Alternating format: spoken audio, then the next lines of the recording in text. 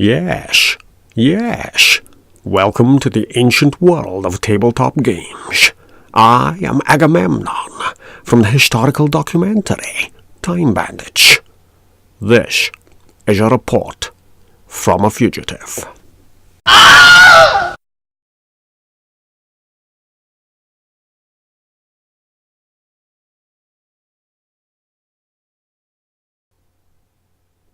Here, deep in the wilderness of the Los Angeles Game Reserves, Professor of Gameology Sir Bradley Brooks put forth the view that we have yet to unfurl the greatest secrets in board gaming.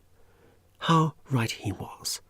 The recent discovery by Monsieur Marcel Ravadat of an isolated cave system in the Dordogne brought to light this series of primitive wall paintings, sweeping the cobwebs of gaming history firmly away. These berry-based pigments clearly depict the earliest known examples of hexagonal game design, dating to the early worker placement period of European migratory board games, rivaling only the parietal art of the great grotto of Catan. Let us try to follow the story left to us by these early tribes. Hello. Call me Dimitri the Sabertooth. So nice to meet you. Eat meat, I mean. Why don't you drop by for supper, dinner, lunch, and breakfast? You're a movable feast. I say, could any of you chaps recommend decent hot sauce? Or an indecent one? Eagle-eyed viewers will have noticed a submarine hovering just outside the space-time continuum. In the two-player game, you remove the pottery option. Adding a time machine as a pottery replacement warped us out of the game and blasted basic components into the past. We're in the land before time. This is the land that time forgot. We are the meeples that time forgot. How do we explain this time travel conundrum? We let the Rise of Tribes unboxing video roll over and fold us back into normal space-time. For legal reasons, we must point out that Rise of Tribes does not come with a fully functioning time-travelling submarine. You'll have to read the Nautilus section for that sort of tomfoolery. Welcome to the Rise of Tribes unboxing video.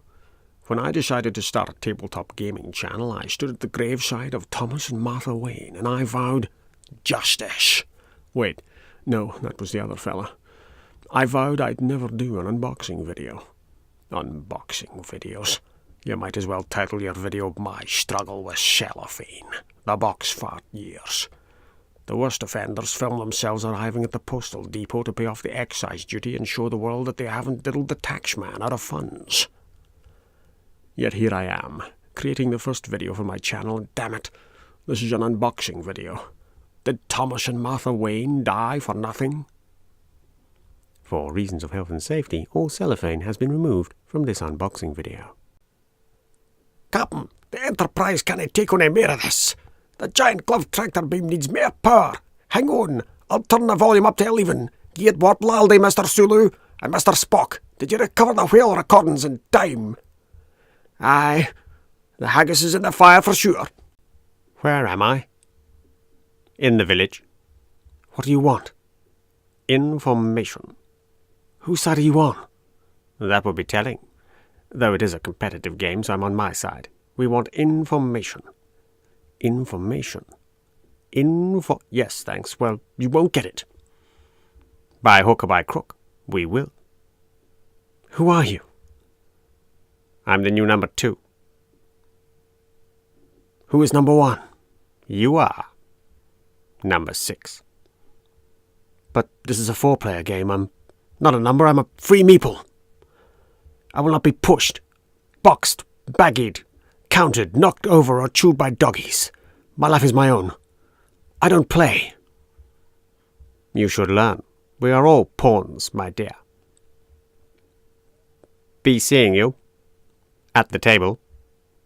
Eagle-eyed viewers noticed that flash of lightning across the Great Plains just now. Time energy. That submarine's departure sent saucy ripples through space-time, and we are now shifting across history. Brace yourselves. The unboxing video finally caught up with us.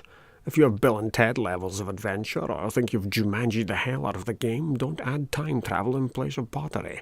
That's a top tip. Here we go.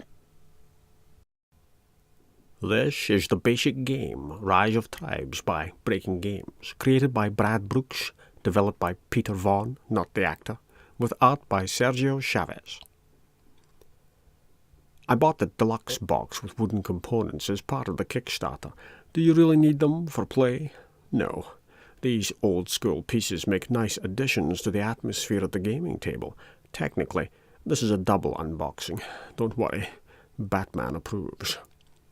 Let's see what's under the bonnet. What sorcery is this? Time for a closer look. The back of the box tells us to move, lead, grow, and gather. These are all activities to help your tribe rise. After all, the game's not called Tribes Stay in Bed that morning.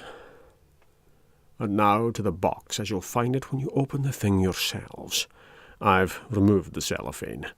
We don't want viewers hurt by static electricity or stampeding meeples. You are a nomadic prehistoric people. Throughout the game, you shall grow your tribe, move across the land, gather resources, and lead your people to victory. As we all know, what tribes want most is 15 points to rise above the rest. Here's the box you're going to fill with these cardboard tokens once you've knocked the hell out of them. I mean, gently remove them from the cardboard frames. Bottom right, the space for regular hexagonal tiles. Mid-right, a recessed area for event tiles on top of goal cards, and at the top a removable tray with arrowheads for point scoring. Beneath the tray, space for the exclusive hexagonal tiles, room for tribal elder meeples, and a recess for leader powers. The dice fit neatly in the layer, once you've dispensed with the plastic wrapping. Let's see to this cardboard insert. Beneath this, you'll find the player meeples, with individual designs to aid players who have to contend with color blindness. The action board is at the bottom. We'll return to that. This recess is large enough to hold the deluxe wooden components. Just shift the meeple bags into the removable tray if you own the deluxe wooden pieces. No belligerent spearmen in the bag. Pack them flat, make them behave, make them fit in. Quick shot of the advanced leader power cards there. So, here are those wooden components. Agamemnon the Mammoth and Dimitri the Saber-toothed Tiger. I'm sure there's a story behind their first meeting. Village discs, volcano, resource tokens, purple invaders, the canoe. Let's have a gander, a closer look. And why don't we shake the box? Oh dear, that tribal elder fell off. Just going to shove him back in. If you're watching in black and white, the players are yellow, red, turquoise, and blue. They all have different items to hand. Again, this is a very important design point to differentiate when dealing with color blindness. The larger meeples are tribal elders. The village disc, it really needs to have dice thrown at it. There. Job done.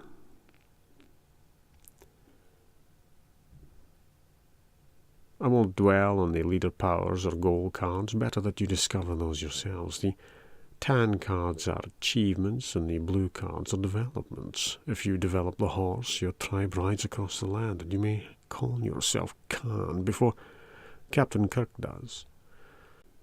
Quick overview of these game components. The leader cards up there. And now the action board. I rolled all of these dice and came up with those doubles. Shocking business. Grow, move, gather, and lead. All the way to your 15 points. And now, vinyl. I'm curating vinyl.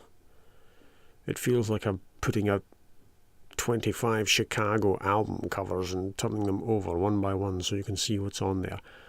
I didn't punch out the resource tokens that you see dotted around these cardboard sheets. I just left them in the frames because I'm using the wooden tokens, the deluxe. You don't need the deluxe stuff, but it's nice to have. Very nice.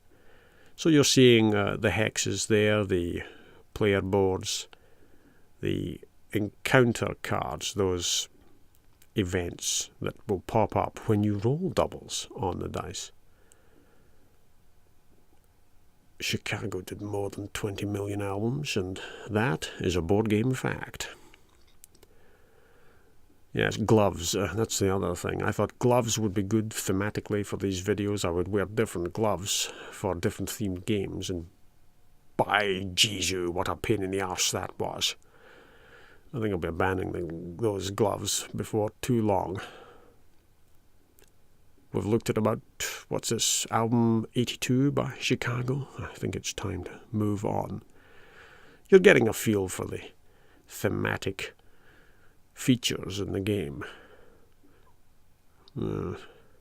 Cardboard. It's a hard habit to break. My bad pun detector is still sadly broken. And that brings us to the end. Is it the end? No, there's another one. Well, you do get your money's worth with the game. They pile in a whole bunch of cardboard tokens for you. I did take out one or two of those cardboard tokens. They're not repeated in the deluxe set. You'll see those when we return to the box again. Right. The quest for 15 points. The same challenge that Alexander and Caesar and Boudica faced when they played Rise of Tribes. There are the tribesmen packed flat into that box. Underneath, to the left, there you see the exclusive hexes packed in. And more or less everything fits in the box. That's what we're after. This is not an unboxing, technically. It's a boxing. Once you've punched everything out, can you fit it all in there? And there are your player boards. And those few extra tokens that were there, that I just mentioned. Get those player boards out. Yes, the gloves definitely have to leave these videos. And the action board. 15 points. It's all about that. All civilizations crave 15 points. 15 points in a flat-packed box. A box that can sit on your shelf without a bulge sticking out the top of it, as if all your tribesmen are bursting to encompass everything in the world. What the hell was that? I just almost knocked over. Mustn't gesticulate wildly. Let's do a magic trick and not knock things over as I'm speaking. There we are. Events, dear boy, events. And I do feel that I'm performing a magic trick. Look at that. What am I doing? Pick any hex, and at no time will my hands leave the end of my wrists. But yes, it all fits in the box as long as you take care to pack all of those tribesmen down and make sure they're not shoving their spears up through your box lid. That's always a problem with this kind of civilization-based game. Let's pop these back in. Can we get them in easily enough? Yes, no, maybe. One little problem there. It's the volcano which erupts and doesn't go in properly. Well, it would be the volcano card, wouldn't it? I think we're going to end up with Dimitri the Saber-Toothed Tiger on the event card, leaving him to last, and we're going to perform a magic trick and make him disappear. Presto, changeo. He's gone. And here are the rules. Please, if you're designing a game, put your game setup and game components right at the start of the rulebook, like that. This is a harsh lesson that's lost on game designers even today in this strangely modern digital age. An age of tribes. Tribes all competing to earn 15 points. It's a mammoth task.